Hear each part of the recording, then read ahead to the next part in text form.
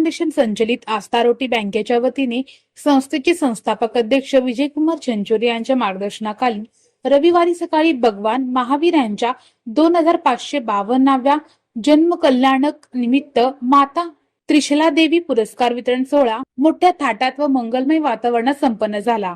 हा सोहळा नगरेश्वर मंदिर, तुळजापूर वेस्ट, बलिदान चौक येथे पार पडला। कार्यक्रमाच्या अध्यक्षस्थानी नामवंत सरकारी वकील ॲडव्होकेट प्रदीपसिंग राजपूत हे होते, तर प्रमुख अतिथी म्हणून सिव्हिल हॉस्पिटलचे डीन डॉक्टर ऋत्विक जयकर, राजमाता अहिल्यादेवी होळकर, सोलापूर विद्यापीठाच्या senator advocate Neeta Mankani, advocate Sadhana Sanghvi, तळेहिप्परगाचे माजी उपसरपंच राजू औशेट्टी, भारतीय जैन संघटनेचे प्रमुख श्याम पाटील या मान्यवरांची उपस्थिती होती। प्रारंभी मान्यवरांच्या शुभ हस्ते भगवान महावीर यांना अभिवादन करून नमोकार मंत्राचे पठण करण्यात आले। त्यानंतर प्रमुख अतिथींचा सत्कार करण्यात आला।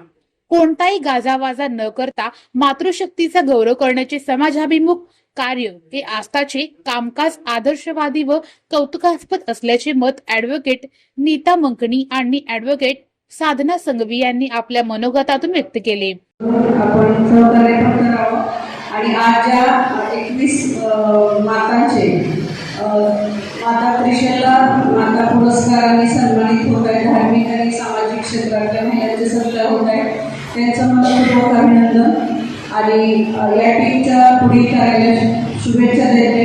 आणि आपण तांडव वगळता एक साधा सिंपल परंतु एक अतिशय उत्तम उद्दिष्ट आणि खूप छान संदेश देणारे कार्यक्रम आस्था रोटी बँक नेहमीच आयोजित करत असते। तशाच प्रकारचा हाही आजचा कार्यक्रम आहे।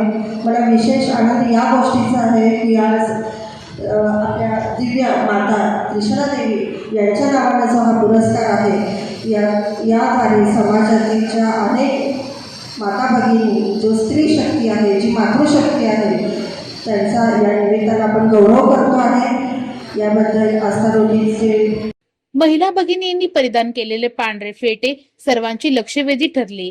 कार्यक्रमात उत्साहाचे वातावरण होते। भगवान महावीर यांनी मानव कल्याणाचे कार्य केले।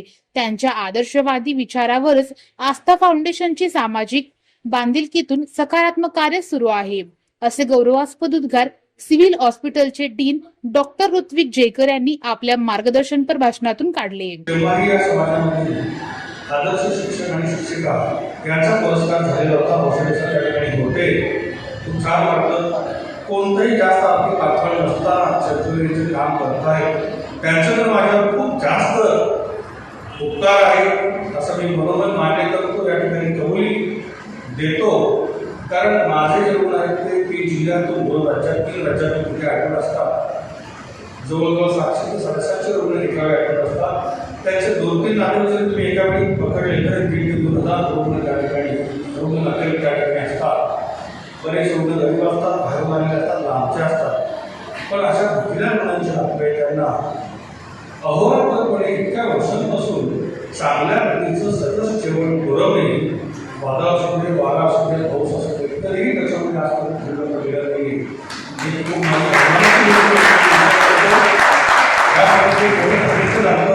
त्या ठिकाणी या ठिकाणी खूप डेडिकेशन लागतं, समाजातली आत्मसमर्पण प्रेरणा लागते की ज्याच्याकडे आहे। ते साधे आहे ते दिसायला खूप, पण ते जेव्हा मला फोन करतात त्यांना कधीच नकार देत नाही। तुमच्या संपूर्ण प्रोग्रामला प्रत्येक त्यांच्या प्रोग्राममध्ये येण्याचा प्रयत्न करतो। याच कार्यक्रमात आस्थाच्या नूतन जिल्हाध्यक्षा नीलिमा हिरेमठ, उपाध्यक्षा छाया गगणे, शहराध्यक्ष पुष्कर पुकाळे, उपाध्यक्षा मंगल पांढरे, महिला शहराध्यक्षा स्नेहा वनकुद्रे, शहर युवा अध्यक्ष सत्यम सर यांना मान्यवरांच्या शुभ हस्ते नियुक्तीपत्र देण्यात आली। विविध क्षेत्रात उत्तम कामगिरी करणाऱ्या प्रिया पाटील, सारिका कासार, प्रांजली मोहीकर, प्रवीणा सोळंकी, डॉक्टर सुरेखा मेहता, पिंकी जैन, सुरेखा गडदे, श्रद्धा शहा, आशा पाटील, अमिता कटके, सीमा भंडारी, दर्शना तळवे, ज्योती मिराखोर, विजया रणदिवे, दर्शना उपाध्ये, रुपाली बसमे, शशिकला पांढरे, कविता बसमे, सोनाली पालिया, शोभा कळसकर, सरोजिनी कस्तुरे या महिला भगिनींना माता त्रिशला देवी पुरस्काराने गौरविण्यात आले।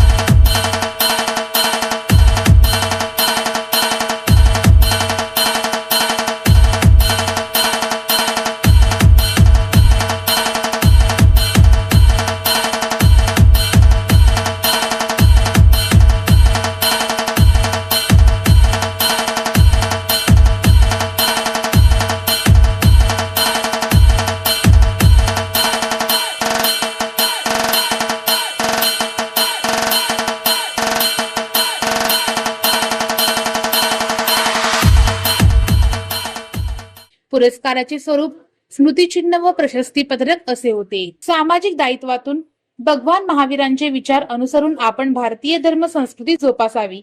ही संस्कृती समाजात रुजविण्यासाठी सर्वांनी कार्यरत राहावे. आपण त्यांच्या पाठीशी खंबीरपणे उभे राहून साथ देऊ, असे आवाहन नामवंत जिल्हा सरकारी वकील ॲडव्होकेट प्रदीप सिंग राजपूत यांनी आपल्या मार्गदर्शनपर अध्यक्षीय भाषणातून केले. आपल्याला माझ्यापेक्षा जास्त ज्ञान आपण करण्याच्या अभ्यासाचा तर त्या स्वप्नांचा अर्थ असा होता की त्यांच्या पोटी भगवान जन्मणार. त्या स्वप्नांचा अर्थ म्हणजे हाती बैल वगैरे असे काय काय होते म्हणजे तर अशी स्वप्न त्यांना अगोदरच पडली म्हणजे त्यांच्या पोटी भगवानाचा जन्म होणार.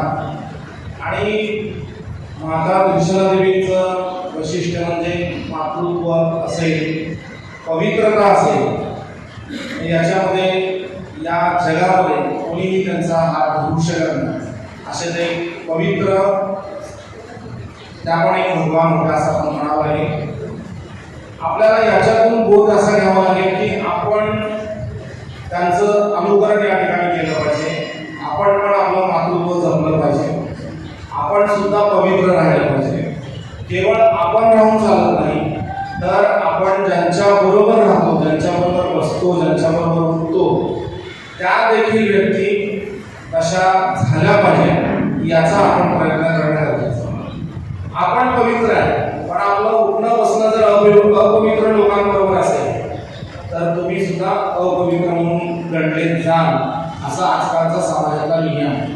या कार्यक्रमाचे प्रास्ताविक महिला उपाध्यक्षा छाया गगणे यांनी तर सूत्रसंचालन सुवर्णा कटारे यांनी केले.